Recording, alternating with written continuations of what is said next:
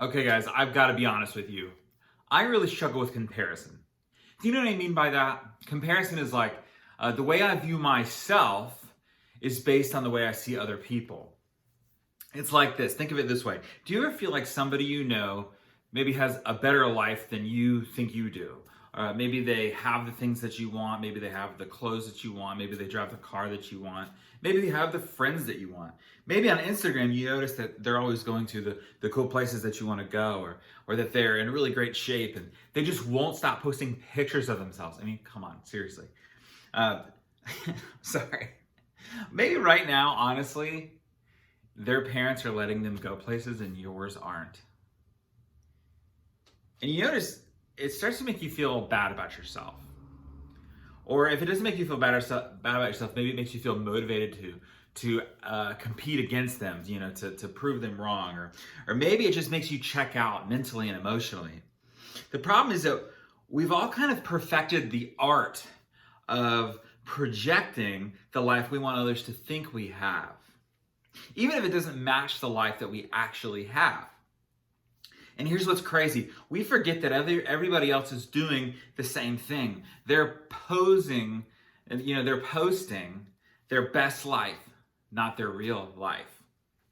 But somehow I think our brains trick us into believing that their highlights are the whole story. This is comparison thinking, okay? So when you let others' lives dictate how you feel, that's comparison thinking. And it only leads to anger, sadness, depression. It certainly doesn't bring you joy. It certainly doesn't bring you peace, I promise you. The Bible actually has a lot to say about this matter. So I want to look at 2 Corinthians 10, verse 12. This is Paul writing to the church in Corinth for a second time. The church is really struggling with who to listen to. And Paul he's writing to them, but there's a lot of people that are trying to undermine him. Some people in Corinth they're trying to lead the church away from Paul, and they're calling him fake. They're calling him two-faced. They say that what he writes and the way he writes is not how he is in person. He's like two different people. And they're accusing Paul of something that I think we all kind of struggle with, which is showing people one thing and acting a different way. In that city, it was kind of common practice to tear people down, to build yourself up. Basically, you were trying to always create a platform for yourself, and then you'd use that to tear others down. And honestly, that sounds really familiar. So that's what's happening in Paul. That's what's happening in 2 Corinthians 12. So let me read it for you. Paul says this, "Oh, don't worry. We wouldn't dare say that we are as wonderful as these other men who tell you how important they are. But they're only comparing themselves with each other, using themselves as a standard of measurement. How ignorant." Now, I love this because it's like the cattiest verse I think I've ever read. It's like super sarcastic Paul, and I'm here for that. I love it. And Paul is saying in no uncertain terms, it's absolutely ridiculous to let your behavior and your life be based on a comparison to someone else's behavior and their life. And it's even more ridiculous to spend time figuring out how you measure up to people just like you in order to make yourself look better. If I were to sum things up, Paul was saying, hey, look, comparing any human to another human is an ignorant idea, and it makes you look ridiculous. There's a principle, it's found in Proverbs, a book from the Old Testament, and Paul would have known this verse by heart. It says this, Proverbs 4:23. It says, "Above all else, guard your heart, for everything you do flows from it."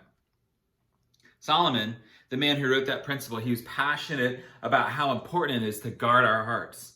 Why, though? Because what we do almost always comes from what's in our heart. Our hearts matter because they kind of control everything else that we do. So we should guard our hearts. The opposite of this, I think one of the quickest ways to destroy our hearts is comparison. If we see a post about how great someone else's life is and we allow it to get to our hearts, to mess with what we believe about ourselves, we're in danger.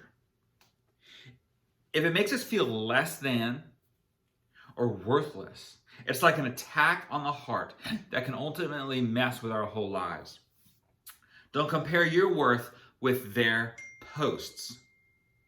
It may not be easy, but it starts with the very word that Solomon uses, guard. Set some boundaries for what you see and what you allow your heart to participate in. If something messes with you, destroys how you feel, or gets to your heart in a bad way, pay attention to that and step in and give yourself a break. In other words, when you find yourself in a situation, whether it's on social media or in real life, whether you are more likely to compare yourself to others, be on guard. Pay attention. Something is trying to get to your heart, and you need to set a boundary there. So when you feel this happening, I want you to ask yourself 3 questions. All right, I almost did 2. What things are fueling how I feel? Okay, so ask yourself that question. What are some things I want to do because of how I feel? What or who am I comparing myself to that's bringing up these feelings? Okay, we guard our hearts by paying attention to what we feel when we're tempted to play the comparison game. You aren't the only one who struggles to compare your life with someone, but living a life where you feel less than doesn't have to define how you feel. And it certainly doesn't need to define your worth. Remember, don't compare your worth to their posts.